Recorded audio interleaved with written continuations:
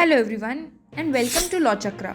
जैसा कि हम राहुल गांधी के कन्विक्शन के बारे में ऑलरेडी अपनी एक वीडियो में बता चुके हैं कि कैसे कांग्रेस लीडर राहुल गांधी के एक रिमार्क की वजह से he is now facing a 2-year imprisonment sentence. Also, he has been disqualified from Lok Sabha as a MP, for which he has appealed before the Surat District Court and therefore has been granted bail till April 13th. Rahul Gandhi के इस disqualification के कारण बहुत से political leaders और activist ने BJP को काफ़ी क्रिटिसाइज भी किया है और साथ ही सुप्रीम कोर्ट में इस इंसिडेंट को नज़र में रखते हुए अप्रोच किया है।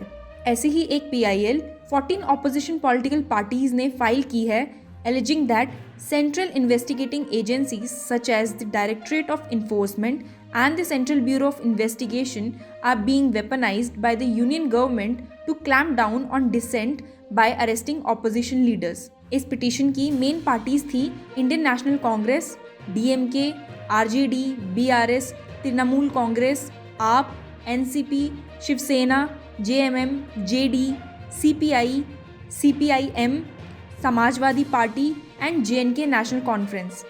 पिटीशन के अकॉर्डिंग इन सब पार्टीज ने लास्ट स्टेट और UT असेंबली इलेक्शंस में 45.19% ऑफ द वोट कास्ट को रिप्रेजेंट किया था और 2019 के जनरल इलेक्शन में 42.5% ऑफ द वोट कास्ट को रिप्रेजेंट किया था और साथ ही पावर होल्ड किया था इन 11 states including UTs। The division bench of Chief Justice D.Y. Chandrachud and Justice J.B. Pardiwala on 5th of April heard the matter.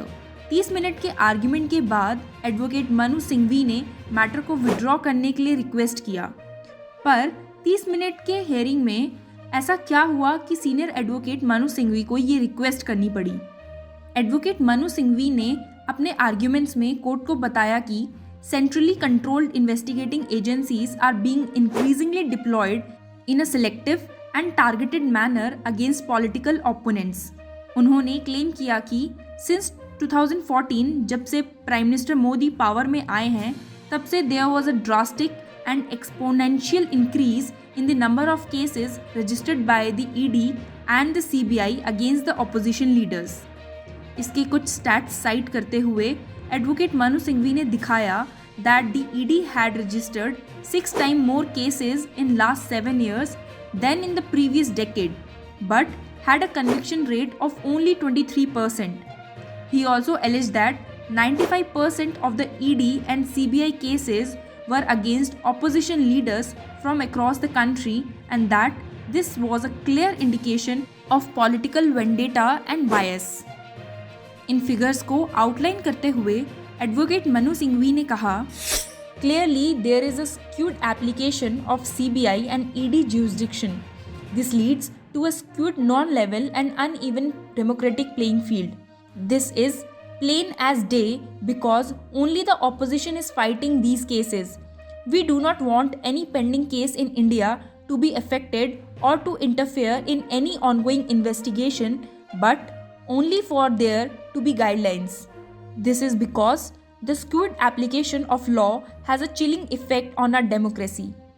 लेकिन chief justice of India D.Y. Chandrachud ने advocate Singhvi के इन आर्ग्यूमेंट्स और petition की validity and feasibility पर अपने doubts express करते हुए उनसे पूछा, are you saying that because of these statistics there should be immunity from investigation?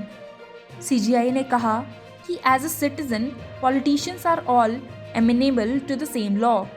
Chief justice of India ने फर्दर ऐड किया कि political leaders do not enjoy an immunity higher than the common citizens.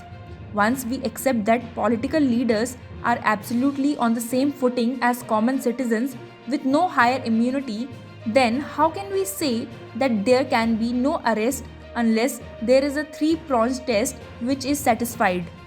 इस पे advocate Singhvi ने clarify किया कि वो blanket protection या फिर ऑपोजिशन लीडर्स की एग्जेम्पशन के लिए नहीं बोल रहे हैं, but only for a fair and impartial application of the law.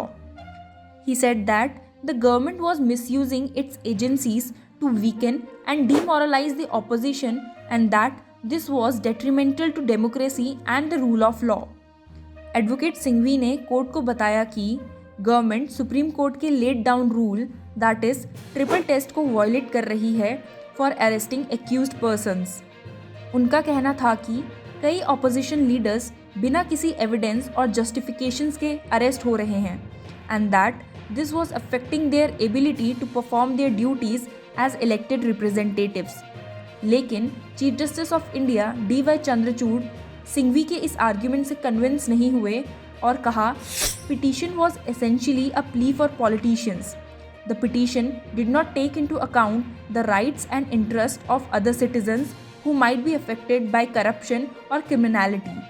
The Chief Justice of India also said that the Supreme Court could not lay down general guidelines or principles for just politicians and that it would be more appropriate for individual cases to be brought before the court. He also suggested that Mr. Singhvi could raise his concerns in Parliament. Advocate Singhvi को court से कोई relief ना मिलने पर उन्होंने petition को withdraw करने का डिसाइड किया, saying that he would come back to the court when there were more specific cases or instances of misuse of power by the government. Petition के डिसमिस होने के बाद एडवोकेट सिंघवी ने मीडिया को स्टेटमेंट देते हुए कहा कि the court heard us with great patience. They ultimately did not entertain it but did not express a single opinion on its merit. They allowed the matter to be withdrawn. There is full liberty for us to come again on new facets and new grounds. The building blocks were felt to be too broad at this stage by the court. What are your views on the decision taken by the Supreme Court? Let us know in the comment section and keep following Law Chakra for more legal news and updates. Thank you.